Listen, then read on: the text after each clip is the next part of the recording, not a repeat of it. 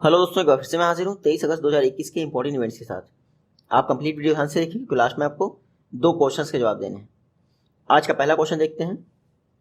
हाल ही में केरला में Delhi series sea power seminar का कौन सा एडिशन ऑर्गेनाइज होने जा रहा है? तो केरला में Delhi series sea power seminar, इसका 8वां एडिशन ऑर्गेनाइज होने जा रहा है। कहाँ पे? केरला में। देखिए, केरला में एजीमाला में इंडियन नेवल एकेडमी है, उसके द्वारा Delhi series sea power seminar का 8वां एडिशन होने जा रहा है। तो बस इतना याद रखिए, केरल के एजीमाला में जो इंडियन नेवल एकेडमी है, वहाँ पर Delhi series sea power seminar का 8वां एडिशन ऑर्गेनाइज होगा। इसका थीम क्या होगा इस सेमिनार का? Maritime history of Indian Ocean region. क्या? Maritime history of Indian Ocean region. तो इंडिया की जो मैरीटाइम बाउंड्री लगती है, वहाँ पर सिक्योरिटी और पीस, इसको इंश्योर करने के लिए ये सेमिनार्स ऑर्गेनाइज किए जाते हैं। इस बार 3 सब थीम है: early maritime interaction, relevance today और इंडियाज मैरीटाइम जर्नी। देखिए, मेन थीम याद रखिए, maritime history of Indian Ocean region. तो फर्स्ट एडिशन कब हुआ था इस Delhi series sea power seminar का? 2012 में। इस बार 8वां एडिशन है। लगभग हर वर्ष होता है। इंडियन नेवल एकेडमी जो एजीमाला में, उसकी बात करें तो 1969 में स्थापित हुई थी। नेक्स्ट क्वेश्चन है, एनटीपीसी इंडिया का largest floating solar power project 25 megawatt का कहाँ पे स्थापित करने जा रहा है? तो मेरे ख्याल से मैं ईएसआई एआरडी सीरीज में हम लोग कर चुके हैं इसको, और उसके बाद पीआईबी सीरीज में भी कर चुके हैं। आंध्र प्रदेश के विशाखापट्टनम में एनटीपीसी द्वारा इंडिया का largest floating solar power plant लगाया जा रहा है 25 मेगावाट का। ये पहले ही पढ़ चुके हैं। आंध्र प्रदेश के विशाखापट्टनम में एनटीपीसी द्वारा जब कंस्ट्रक्ट किया जा रहा था, तब भी मैंने बोला था। तो अभी भी कंस्ट्रक्ट ही हो रहा है, ऐसा नहीं हो रहा है कि बन गया है। तो एनटीपीसी द्वारा इंडिया का largest floating solar power plant 25 megawatt का कहाँ बन रहा है? विशाखापट्टनम, आंध्र प्रदेश में। विशाखापट्टनम आंध्र प्रदेश में कहाँ? सिमहदरी थर्मल स्टेशन। तो रखिएगा, गवर्नमेंट ऑफ आंध्र प्रदेश, इन्होंने फ्लेक्सिबिलेशन स्कीम के तहत अनाउंस किया था इंडिया का पहला सोलर पावर प्रोजेक्ट फ्लोटिंग 2018 में अनाउंस किया था। तो अब ये अनाउंस मतलब कि ये स्थापित करने जा रहे हैं विशाखापट्टनम में, इंडिया का largest floating solar power plant. Andhra Pradesh के विशाखापट्टनम में 1 लाख सोलर जो फोटोवोल्टिक सेल होते हैं, उनका यूज़ किया जाएगा। और याद रखिएगा, इससे 1364 मिलियन लीटर वाटर भी बचेगा, क्योंकि इवेपोरेशन रोक देगा। नेशनल थर्मल पावर कॉर्पोरेशन 1975 में स्थापना हुई थी, न्यू दिल्ली में हेडक्वार्टर है। गुरदीप सिंह सीएमडी है। याद रखिएगा, 2010 में एनटीपीसी को महारत्ना स्टेटस मिला था। नेक्स्ट क्वेश्चन है, एआई इनेबल्ड चैटबॉट जिसका नाम है ऊर्जा, किसने लॉन्च किया है? तो आर्टिफिशियल इंटेलिजेंस इनेबल्ड चैटबॉट ऊर्जा को लॉन्च किया गया है बीपीसीएल द्वारा। भारत पेट्रोलियम कॉर्पोरेशन लिमिटेड ने ऊर्जा चैटबॉट लॉन्च किया है। पर्पस क्या है? कस्टमर की जितनी भी क्वेरीज होती हैं उनको सॉल्व करना। तो ऊर्जा चैटबॉट किसने लॉन्च किया है? Bharat petroleum limited. देखिए, इंडिया का पहला ऐसा एआई इनेबल्ड चैटबॉट है ऑयल गैस इंडस्ट्रीज में। तो आपको जरूर याद रखना है इसको। जो ये ऊर्जा चैटबॉट इसको बीपीसीएल के प्रोजेक्ट अनुभव के तहत लॉन्च किया गया है। 13 लैंग्वेजेस में सर्विसेज प्रोवाइड करेगा। तो आपको जरूर याद रखना है, ऊर्जा चैटबॉट किसने लॉन्च किया है? भारत पेट्रोलियम लिमिटेड ने। अनुभव प्रोजेक्ट के तहत 13 लैंग्वेज में अवेलेबल होगा। भारत पेट्रोलियम कॉर्पोरेशन लिमिटेड की बात करें 1952 में स्थापना हुई थी, याद रखिएगा। के पद्माकर इसके सीएमडी हैं, हेडक्वार्टर है मुंबई में। नेक्स्ट क्वेश्चन है, एडीबी द्वारा किस इंडियन सिटी में मेट्रो रेल नेटवर्क इसको एक्सपेंड करने के लिए $500 मिलियन दिए जा रहे हैं? कितने? $500 मिलियन। तो बेंगलुरु में मेट्रो सिटी जो मेट्रो रेल नेटवर्क है उसको इंक्रीज करने के लिए बेंगलुरु में $500 मिलियन दिए जा रहे हैं। देख लीजिए, एशियन डेवलपमेंट बैंक कितना? $500 मिलियन का लोन देगा। किसको? बेंगलुरु सिटी को, ताकि 2 नई मेट्रो रेल लाइन बनाई जा सके जिनकी लेंथ होगी 56 किलोमीटर। बस इतना ही याद रखिए, एडीबी द्वारा बेंगलुरु में मेट्रो रेल नेटवर्क के लिए $500 मिलियन दिया जाए। कितना? $500 मिलियन। 56 किलोमीटर में 2 नई मेट्रो रेलवे लाइन बनेंगी। एडीबी के लिए बात कर लेते हैं। 1966 में स्थापना हुई थी। फिलीपींस के पास, मनीला के पास ये मडलयुगोंग करके प्लेस है, वहाँ पर इसका हेडक्वार्टर है। मसात्सुगु अस्कावा रीअपॉइंटेड हो गए हैं प्रेसिडेंट। वाइस प्रेसिडेंट कौन है? अशोक लवासा, याद रखिएगा। टोटल 68 मेंबर कंट्रीज हैं इसकी। नेक्स्ट क्वेश्चन है, ब्रॉडकास्ट। देखिए, बार्क आपने पढ़ा होगा ना, ब्रॉडकास्ट ऑडियंस रिसर्च काउंसिल, इसके नए सीईओ कौन बने हैं? तो ब्रॉडकास्ट ऑडियंस रिसर्च काउंसिल। इसके नए सीईओ बने हैं मेरे ख्याल से नकुल चोपड़ा ही बने हैं। देख लेते हैं कौन बना है अभी। हाँ, नकुल चोपड़ा जी। देखिए, नकुल चोपड़ा जी बार्क के नए सीईओ बने। तो बार्क शॉर्ट फॉर्म में याद रखिए, ब्रॉडकास्ट ऑडियंस रिसर्च काउंसिल। कई बार आप टीवी पे प्रोग्राम देखते होंगे तो आपको लिखा होगा नीचे वार्निंग में, मतलब कि हेडलाइंस में, कि अगर आपको कोई कंप्लेन है तो आप बार्क पे कंप्लेन कर सकते हैं उस प्रोग्राम के विषय में। तो नकुल चोपड़ा बार्क के सीईओ बने हैं। किसको रिप्लेस किया है? सुनील लुल्ला जी को रिप्लेस कर दिया है। बार्क का फुल फॉर्म रखिएगा, broadcast audience research council. Government द्वारा सेटअप नहीं किया जाता, ये इन इंडस्ट्रीज का ही एक ग्रुप है जो कि इन शिकायतों पर ध्यान देता है। तो कौन? नकुल चोपड़ा बार्क के नए सीईओ बने हैं। बार्क की बात कर लें, 2010 में स्थापना की तो मुंबई में हेडक्वार्टर है। चेयरमैन कौन है? पुनीत गोयनका, कुछ समय पहले ही अपॉइंट हुए थे। न क्वेश्चन है, इंडिया का हाईएस्ट सबसे ऊंचाई पर स्थित हर्बल पार्क कहाँ पे इनॉग्रेट किया गया है? तो इंडिया का सर्वाधिक ऊंचाई पर स्थित हर्बल पार्क उत्तराखंड में इनॉग्रेट किया। कहाँ पे? उत्तराखंड में। देख लीजिए, इंडिया का हाईएस्ट ऑल्टीट्यूड हर्बल पार्क माना विलेज, चमोली डिस्ट्रिक्ट, उत्तराखंड में इनॉग्रेट किया गया। बस इतना ही देखिए, हाईएस्ट ऑल्टीट्यूड पर अवेलेबल इंडिया का हर्बल पार्क कहाँ है? उत्तराखंड में। इंडिया का फर्स्ट लाइकेन पार्क कहाँ? उत्तराखंड में। इंडिया का फर्स्ट बायोडाइवर्सिटी गार्डन कहाँ है? उत्तराखंड में। तो इस तरह के कोई भी क्वेश्चन आए तो उत्तराखंड याद रखिएगा। हर्बल पार्क 11,000 फीट की ऊंचाई पर स्थित है, इंडो चाइना बॉर्डर के पास है। 40 स्पीसीज इसमें पाई जाएंगी। 3 वर्षों में इसको डेवलप किया गया है। Campa scheme, compensatory afforestation fund management and planning authority, Campa scheme के तहत जो फंड आया था उससे डेवलप किया गया है। तो इंडिया का highest altitude available herbal park कहाँ पे? उत्तराखंड में। मैप में आप देख लीजिए, ये है उत्तराखंड। तो देहरादून इसकी विंटर कैपिटल है, गैरिसन है समर कैपिटल। चीफ मिनिस्टर हैं पुष्कर सिंह धामी, कुछ दिन पहले अपॉइंट हुए हैं। बेबी रानी मौर्य इसकी गवर्नर है। इंडिया का ओल्डेस्ट नेशनल पार्क, जिसका वर्तमान में नाम है जिम कॉर्बेट नेशनल पार्क, लेकिन जब इसकी स्थापना हुई थी 1936 में तब इसका नाम था हेलिन नेशनल पार्क। कहाँ है? उत्तराखंड में है। उसके अलावा 3 जो वैली नेशनल पार्क हैं उनमें से एक flower valley national park Uttarakhand में है। तो पिन वैली कहाँ है? हिमाचल प्रदेश में। फ्लावर वैली उत्तराखंड में, और साइलेंट वैली केरला में। ये तीनों नेशनल पार्क याद रखिएगा। नेक्स्ट क्वेश्चन है, cyber security multi donor trust fund किसने लॉन्च किया है? Cyber security multi donor trust fund world bank का इनिशिएटिव है। देखिए, वर्ल्ड बैंक द्वारा एक नया cyber security multi donor trust fund launch किया गया। पर्पस क्या है? देखिए, सिस्टमेटिक मैनर में साइबर सिक्योरिटी डेवलपमेंट एजेंडा जो है उसको रोल आउट किया जाए, तो इसीलिए वर्ल्ड बैंक द्वारा cyber security multi donor trust fund launch किया गया है। वर्ल्ड बैंक का एक प्रोग्राम है DDP प्रोग्राम, यानी डिजिटल डेवलपमेंट पार्टनरशिप प्रोग्राम, उसी के तहत ये cyber security multi donor trust fund launch किया गया है।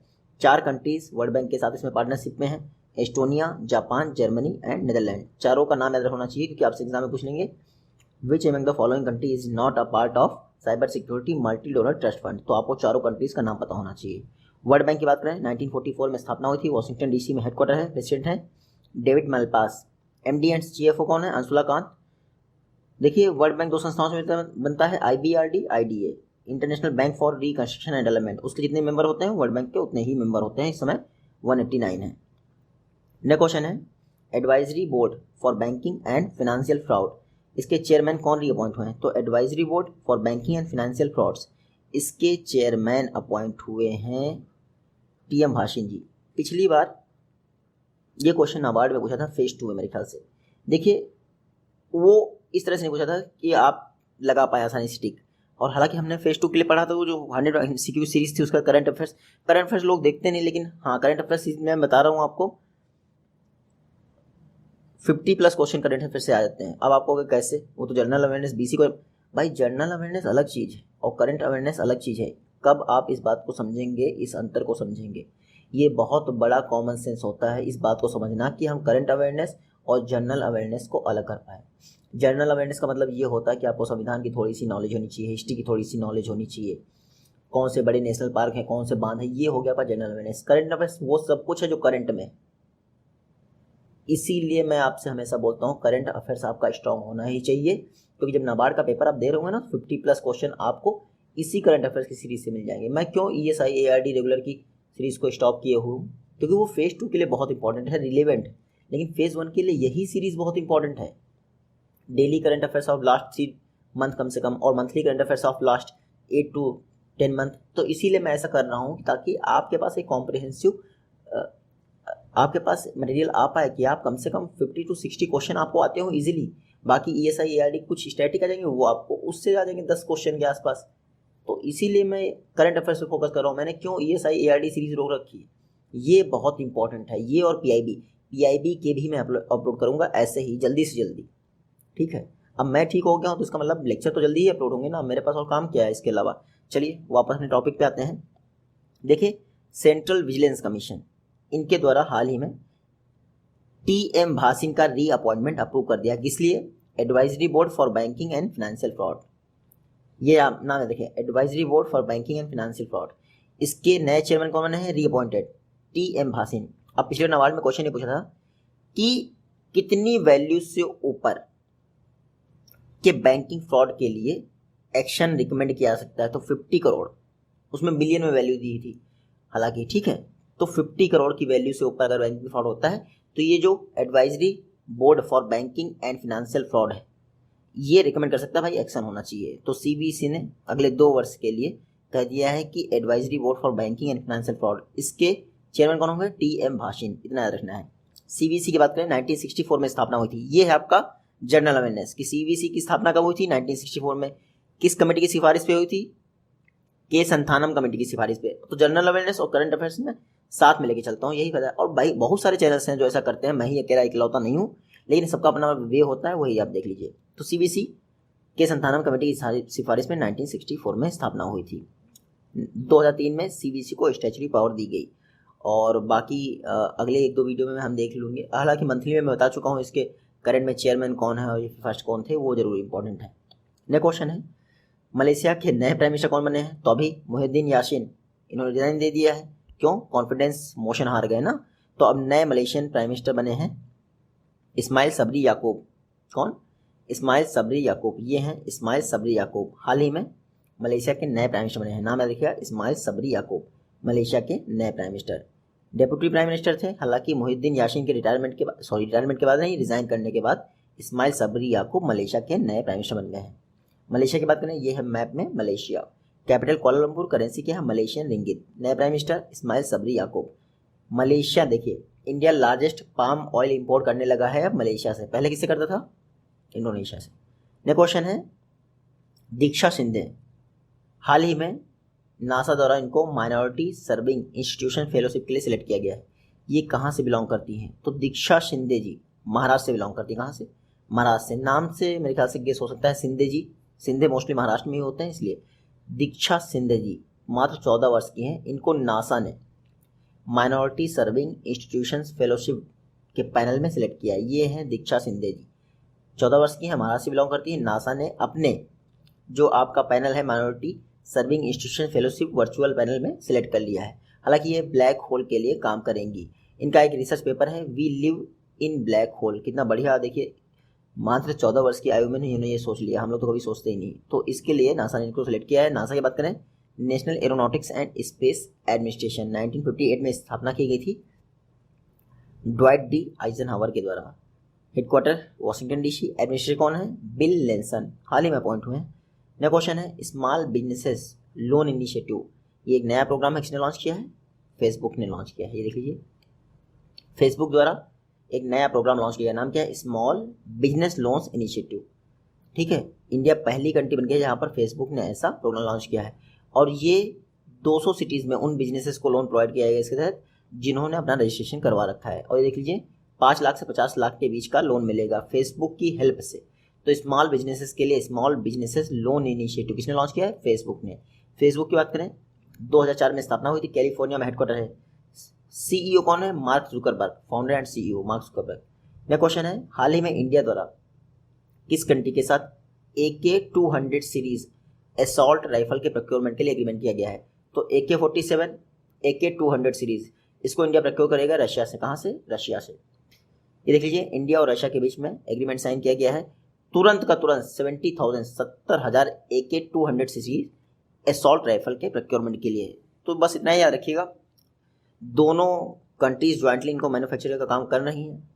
AK जो 200 सीरीज है वो AK-47 का लेटेस्ट वर्जन है, खास करके AK-203।